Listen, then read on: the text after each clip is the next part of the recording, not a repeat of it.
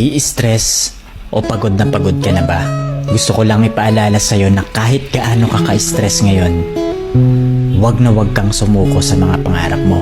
Kailangan mong tandaan parati na magtiwala ka sa progress na nangyayari sa buhay mo. Kahit alam ko na minsan sobrang hirap at sobrang nakakapagod na din talaga. Magtiwala ka sa kakayahan mo. Ang dami mo nang nalagpasan na mga malalaking problema dati. Ngayon ka pa ba susuko? Patuloy ka lang na lumaban. Yung pakiramdam mo ngayon na nahuhuli ka na sa buhay, siguro dahil nakikita mo yung mga kakilala mo o yung mga kaibigan mo pakonti-konti may na-achieve na sila. Parati mong tandaan na lahat tayo ay may kanya-kanyang timeline sa buhay. Hindi ka nahuhuli at hindi ka rin naman nauuna.